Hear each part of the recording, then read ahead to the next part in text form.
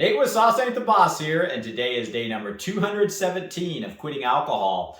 I keep getting asked by a lot of viewers about my fitness journey and how I got to being such a fat, obese person to where I am today in a relatively short amount of time. I would say in about 6 months, I went from being really fat, very unhealthy, to pretty fit for the most part. I'm not where I want to be yet, but every day I'm getting closer and closer to my goals. And I've even had people from high school reach out to me and ask how I'm doing it. I run into people that I haven't seen in a while and they can't believe the transformation. And this is just one small positive benefit of quitting alcohol and making positive changes in your life. But sometimes I get sick of talking about quitting alcohol over and over again. And I do believe that fitness and health is one of the most important parts of the quitting alcohol process and journey. Once you quit the alcohol, if you can incorporate exercise, healthy living, and those types of things, it's really going to, like I mentioned before, put turbo boosters on your quitting alcohol process and journey. So with that said, today I want to give you 6 things that have really helped me with my fitness journey and weight loss goals and those types of things over the last 7 months. And I wish I knew this stuff earlier on. I battled with weight pretty much my whole life. I haven't been the weight I am now, which right now I'm right about 173 pounds. Since I was in high school. And you hear a lot of people say, oh, you'll never get back down to your high school weight or this and that. That's untrue. If you really focus on it and put some effort into it, you'll find that rather quickly. I was at 215 pounds at the start of this journey, and now I'm down to 173. Not only have I lost over 40 pounds, but I've put on muscle as well. And most of that really happened within 6 months, So the number one thing that I wish I had known, and it's probably simple to a lot of you guys, but I never realized it, and that's counting calories. A lot of this journey, despite what some people say or don't say, is calories in, calories out. It's fuel, calories are fuel for your body, and you're expending so much of that fuel. What doesn't get spent, basically turns into fat, and can be used at a later time. So the biggest part of this would be at the beginning of your journey is to basically get a calorie calculator online. There's lots of different ones out there, and you'll enter in whether you're male or female, your height, how active you are, maybe a couple measurements and that type of thing. And then it'll tell you what your basic maintenance is. So in other words, to stay the exact same weight, being as active as you are, you need to eat X amount of calories. And for me, I'm 5'10". At the beginning of this, I weighed 215 pounds. And I was right about 2,500 calories, 2,600 calories, somewhere in that ballpark to just maintain. So then from there, anything less than that you eat. So in other words, if it's 2,500, let's say, calories per day to maintain, anything less than that is considered a calorie deficit. So if you eat 2,400 calories, you'll lose weight. It'll be slow because that's a slow deficit, but gradually you will lose weight. I like to cut a deficit around 500 to 600 calories per day is what I was doing. And keep in mind, as you get along in this journey, if you started out at 215 pounds, and then once I got down to like 190, that basic maintenance calorie count is going to come down. The less you weigh, the less calories you need to maintain your current state. So you got to be kind of mindful of that. You want to check that every couple of months or so to see what your current maintenance levels are based off of your current numbers. Basically anything in addition to your maintenance is a calorie surplus, and that's bulking basically, and you're going to be gaining weight rather than losing weight. So if you're eating your basic maintenance is 2,500 and you're eating 2,800, you're going to be gaining weight. So understanding that, creating that 500 to 600 Calorie deficit is what I felt comfortable doing. There's times where you feel a little bit hungry, especially in the beginning, but then that subsides. And I just find it to be kind of a perfect number. I tried some days to cut more than that, and it was a little difficult. I felt like if I was eating more than that, it seemed like the weight wasn't coming off as quick as I wanted to.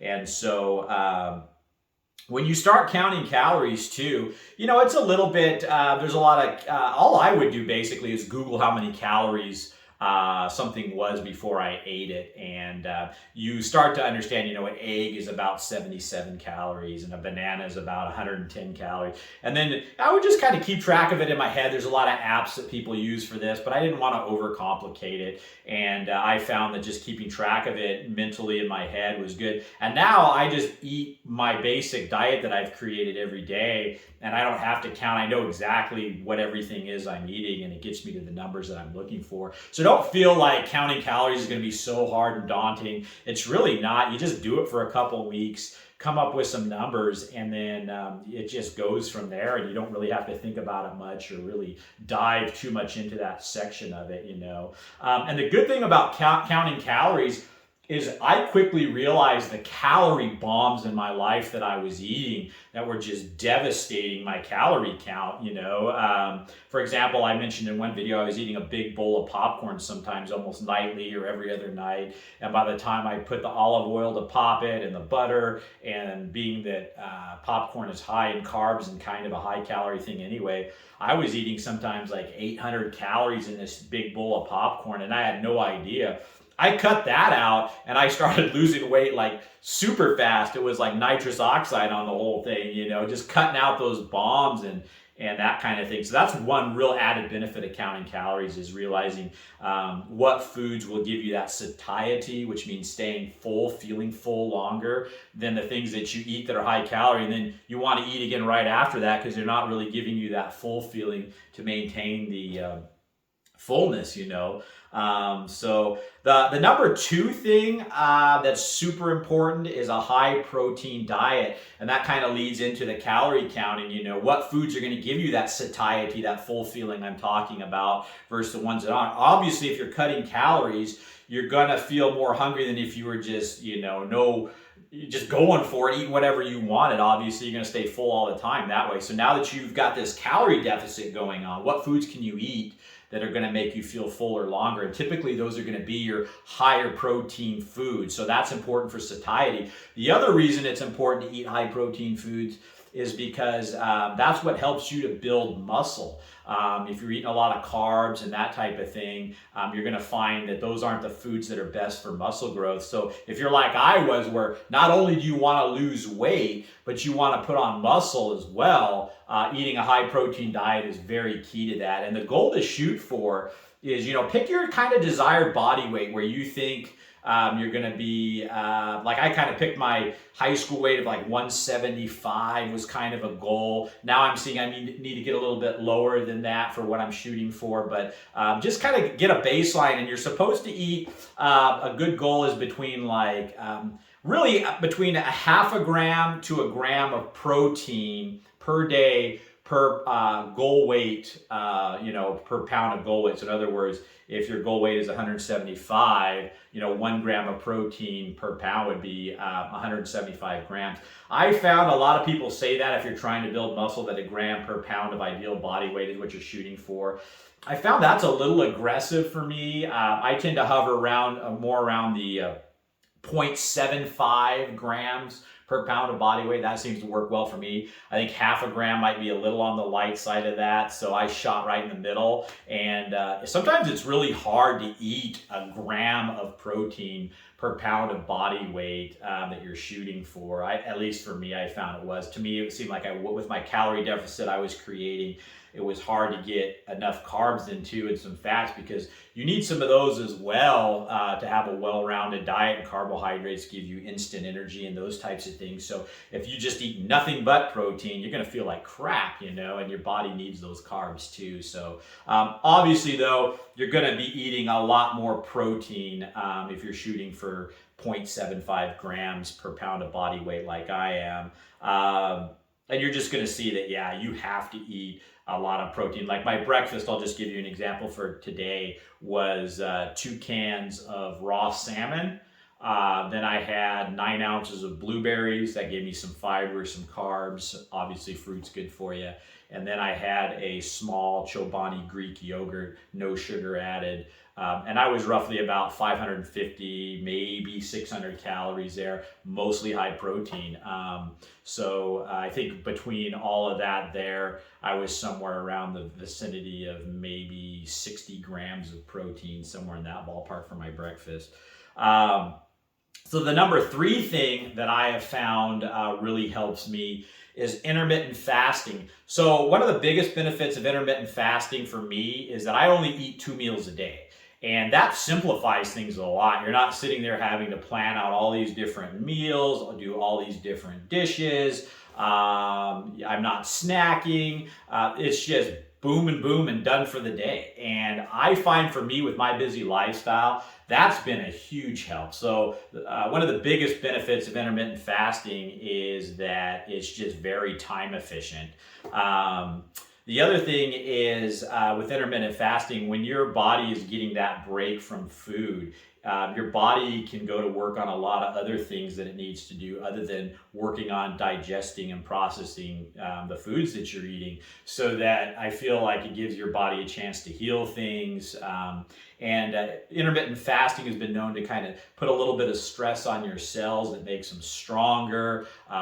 It's good for insulin resistance. All these different things come along with intermittent fasting. I'm not going to go too far into that one, but you can look up videos online about the health benefits of intermittent fasting. And when you first start it, you may find yourself feeling hungry at times, but just know that that's going to fade and that gets a lot better. So, that lasted probably a couple of weeks for me. And then once you get into the routine of eating it a couple times a day, that all just goes away. So for me, I eat a 500 to 600 calorie breakfast at 11 a.m. every day. So that's my break fast basically. 11 a.m. I'm eating breakfast, 500 to 600 calories, high protein. And then I don't eat again until 6 p.m. And that's my dinner. And for dinner, I eat between 1,000 to 1,200 calories. Again, another high protein meal. It'll either be chicken breast, broccoli, sweet potatoes. I find for my carbs, and I really enjoy sweet potatoes, regular potatoes, rice will kind of be my carb portion. And then I'm either eating red meats like lean steaks, lean chicken breast, fish, even lean ground beef, extra lean ground beef, no more than like 3% fat, that kind of thing. So between my 500 to 600 calorie breakfast and my 1,000 to 1,200 calorie dinner, I'm eating anywhere between 1,500 to 1,800 calories per day typically. I tend to be on the higher side of that, I'd say, so probably 1,800. And there's some days I might go 1,900, 2,000, and some days I might go to the lower end at 1,500. I typically can't eat 1,500 calories less than that. If I eat less than 1,500 calories, I start feeling kind of off, So I find for me, right about the 1,700 calorie mark, I'm losing weight at a good amount and I feel great. And so, what should you be losing per week, right? I mean, is 5 pounds a week doable? Is half a pound not enough? I mean, what is the answer? The first thing I'd like to say is that the scale is not your friend in this journey, because there were lots of times where I'd be putting on muscle and be hovering around the same weight, even though I was losing fat, looking better, having less inches around my waist, those types of things. I was looking better, my clothes were fitting looser, but the scale wasn't moving. So you have to understand that there's going to be times in this journey where the scale stalls, and you can get frustrated with that if you're one of those people that's weighing yourself daily and going, why am I not losing weight? That's just a small tool to use as the scale. But if you think that that's somehow a good way to measure your progress, you're wrong. Over long term, obviously you're going to lose weight, but if you're weighing yourself daily, some days I would shoot up 2 to 5 pounds. Some days I would shoot down, some days I would hover. I mean, it just is not an accurate way to measure results. Over the long period, it can be a good tool, absolutely, but don't get hung up on the scale. I made that mistake too many times early on. The other thing is, if you're losing fat, that's great. But if you're being so aggressive with your calorie deficit and extreme amounts of cardio, and you're finding yourself dropping more than a couple pounds a week, you're going to be losing muscle along with the fat, which is not the goal here. And just because, oh yeah, I'm losing 5 pounds a week now, you're killing your muscle. And there's no benefit in doing that whatsoever at all. In fact, it's detrimental because the whole goal here is to lose fat, build muscle, look good, and feel good, and be strong. And so my son, when he found he was a little bit overweight, he kind of cut too drastically, and he ended up losing quite a bit of muscle along with his fat. He's since bulked and built muscle back up. But it was just a key example of you can't sit there and restrict your calories too much to a point where you're just burning up your muscle. It's just not a good part of any plan. So yeah, number 3, intermittent fasting. I find it simple. It gives your body a break from digesting foods all the time. And it works well for me. So something I would recommend that you guys do. Number 4, a huge one, is getting your steps in. Now, I used to be one of those people when I would work out cardio-wise, I would push it till I felt like I was going to die. I felt like if I'm sitting there and I'm just sweating and breathing hard, I can't carry on a conversation because I'm breathing so, like I'm just, going for it, that was a good cardio workout. And sometimes it's okay to push yourself to hard levels like that. But I've learned over the years, and especially in these last 7 months, that it's more important to be consistent and get your daily steps in. I find now that I really enjoy going for a hike or a walk or getting on the treadmill and setting it for a brisk walk speed and getting my steps in rather than just hardcore doing it, And so the goal is to shoot, and you're not going to be here in the beginning. Maybe you're only getting 5,000 steps in, but the goal is to eventually shoot for about 10,000 to 15,000 steps per day. Now that's part of your just daily routine walking, and then adding some extra walks maybe after dinner, in the morning going for a walk. I mean, you can break it up. It doesn't have to be all at once, but getting between 10,000 to 15,000 steps is going to be, roughly between somewhere in the vicinity of 4.5 to 6 miles. I typically go about 5 to 6 miles per day in steps. I find for me, I like to do that when I used to drink. I would drink in the evening, so usually I'll get on the treadmill in the early to late evening and go for about a 5 to 6 mile walk. I put on some good music. I really enjoy that time to reflect and think. In the summertime when the weather's better, I'm outside doing it. I enjoy that a lot more, hiking and that kind of thing. But I used to think that, intense, hard cardio was the way to go to lose weight.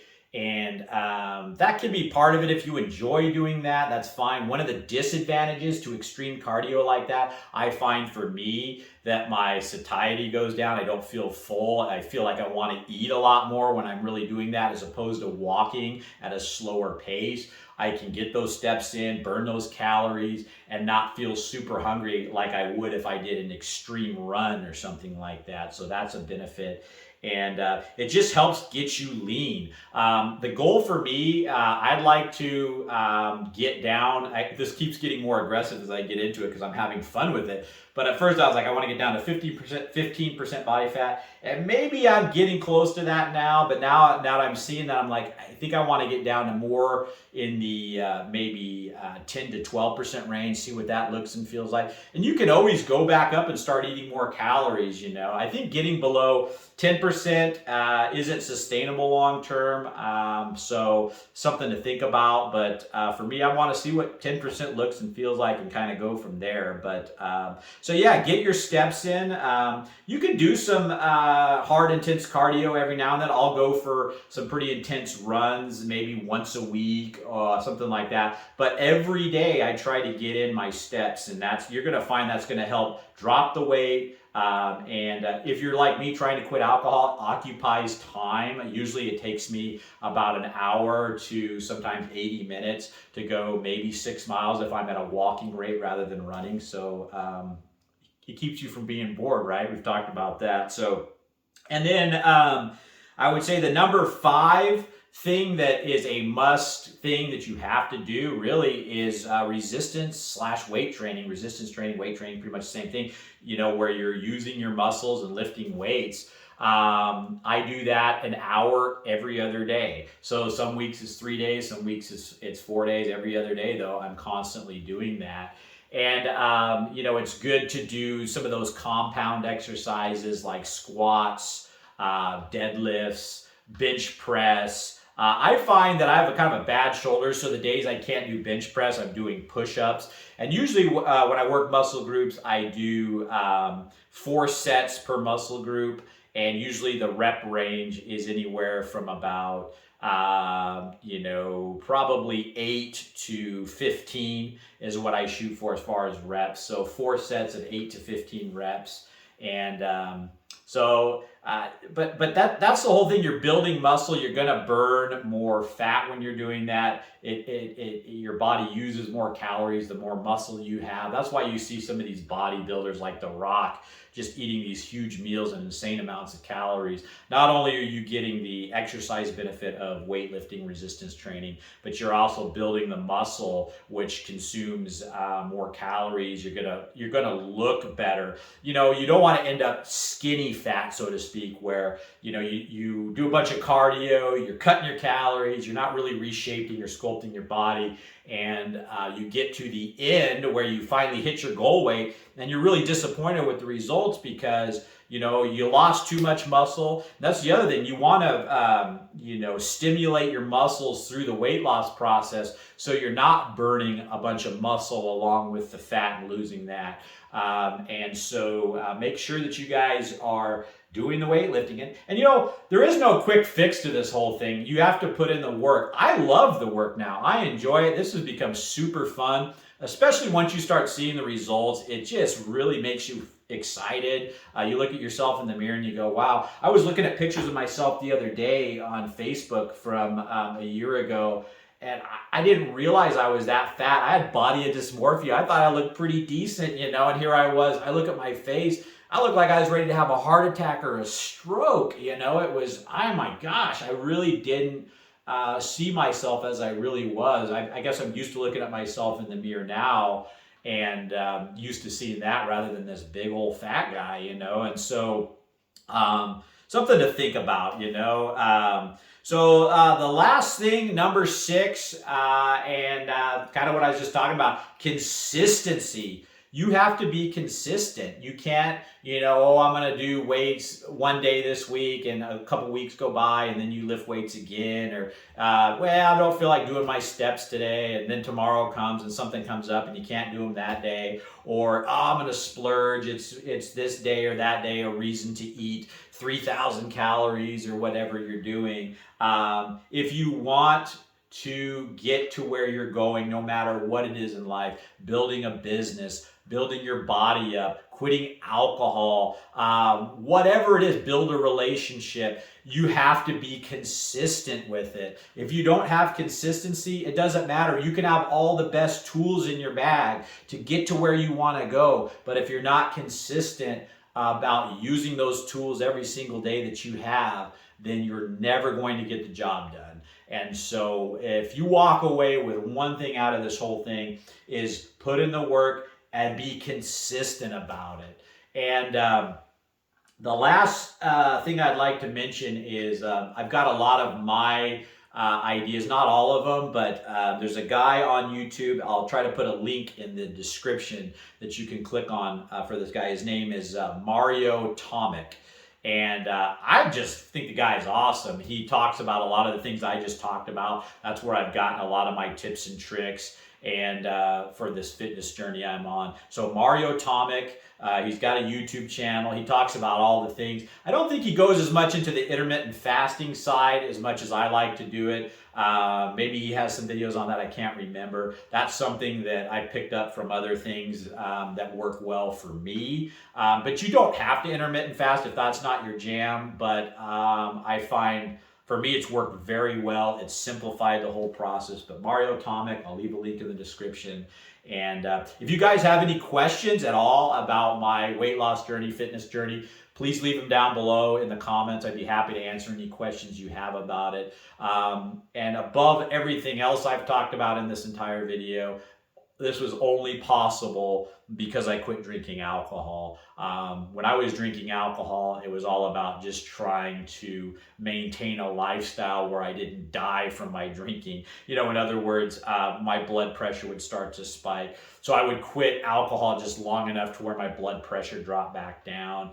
And then once I saw it was in not a death range, I'd start drinking again, or I'd watch my weight to an extent that I didn't want to be 300 pounds, you know, so when my weight would creep up, you know, I would try to eat less calories of regular food so I could leave enough room for alcohol. It was just a sick way of living in the sense that my whole diet and life and everything revolved around alcohol. I was tied down to that ball and chain, and I'm only where I'm at today because I quit drinking, and that is what was holding me back, and probably many of you back, from all the other positive things that are waiting for you in life. So if you can put down the alcohol, go back to my day one video and watch and my journey and my progression of how I've gotten to where I am today.